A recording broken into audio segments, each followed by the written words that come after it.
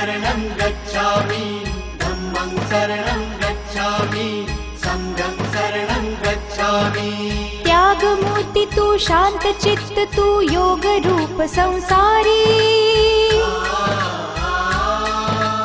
दया प्रेमान मानवतेचे प्रतीक तुझी ईश्वरी।